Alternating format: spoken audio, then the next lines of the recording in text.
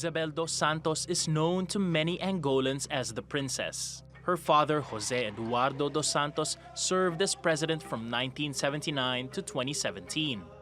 Dos Santos wants to follow in her father's footsteps and is planning to run for president in 2 years' time. But recent corruption allegations may sink her candidacy. I cannot see Angolans supporting the son or daughter of a great criminal, a destroyer of the country, a destroyer of Angolans. She's dreaming. Over her father's nearly 4 decades in power, she amassed a $2 billion fortune. But much of that wealth is allegedly a result of ripping off the Angolan people.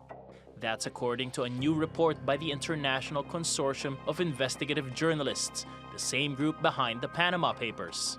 The report is based on more than 700,000 documents called the Luanda Leaks. The network says Isabel dos Santos and her husband Sindica Docolo received $115 million in consultancy fees from Angola's state oil company Sonangol. Angola's state-run diamond firm Sodiam went into $200 million in debt, allegedly to prop up a Dos Santos-run jewelry firm. The family was also set to receive $500 million in fees from a government real estate project that was cancelled when the new administration came into power in 2017. The former first daughter has denied any wrongdoing and has dismissed the accusations as political persecution.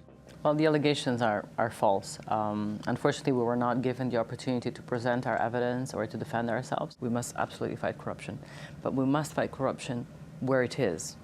We mustn't use corruption as an excuse when we want to neutralize potential political competitors. A court has frozen the assets of both Jose Eduardo and Isabel dos Santos. The government says the deals the family was involved in have cost the Angolan economy billions that could have been used to help the country's poorest. Paolo Montecillo, TRT World. Well, for more, let's go to geopolitical and economic analyst Aly Khan Satchu in Nairobi. He runs the investment advisory firm Rich Management. Welcome back to the program, Ali. Now, the woman at the centre of these so-called Luanda leaks, Isabel dos Santos, has long denied that her estimated $2 billion fortune was the result of nepotism and corruption. But do you think there's any question that she benefited from her father's almost 4-decade rule of Angola? There's absolutely no question around that. This is kleptomania on a monstrous scale. Angola, third largest economy in sub-Saharan Africa, ranking right down at the bottom of the league. And essentially, she's gained the system to her advantage with sweetheart loan deals, payments which were made which have no verifiable reason behind them.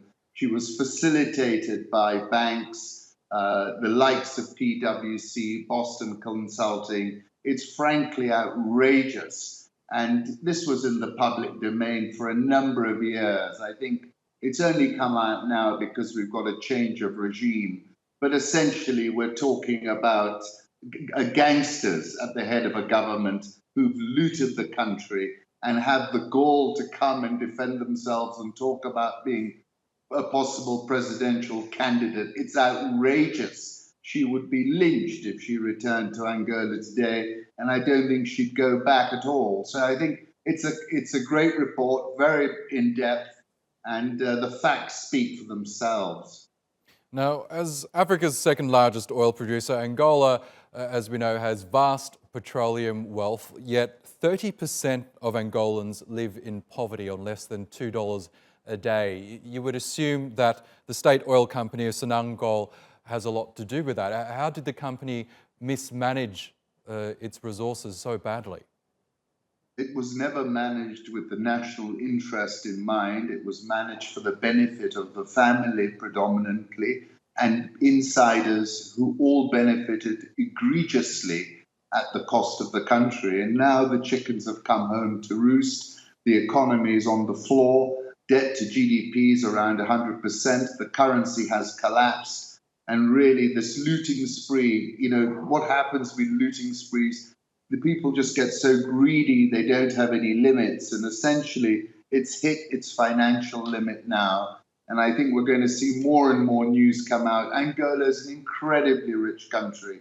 There is no reason that it should find itself in this position. But unfortunately, this is a symptom of the disease of resource economies, several in Africa, where leaders basically use them as their piggy bank and then and are assisted by all kinds of people. But I think this is an opportunity now to really look at the situation. It's just untenable. And really, I think, she would be wise now to stay stum, because it's just so obvious. It's so blatant.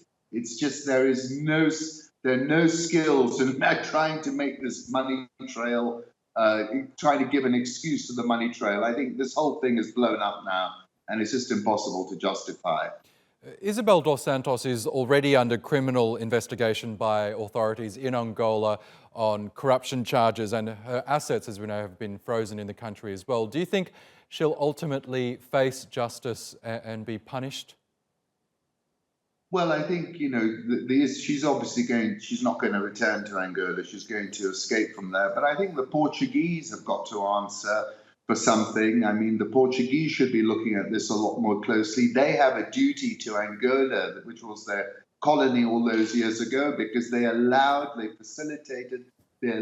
family to buy all these assets and exfiltrate this money out of Angola into Portugal and then into many other parts and jurisdictions. They own assets from London to Switzerland. And I think there's a duty now of all these jurisdictions to clamp down very, very hard. And if anything, send her back to Angola so she can face justice. Otherwise, she's just going to run around living high on money that really belonged to the Angolan people. It's just outrageous. Okay, Aly Khan Satchu in Nairobi. We'll have to leave it there, but thank you so much for your time again.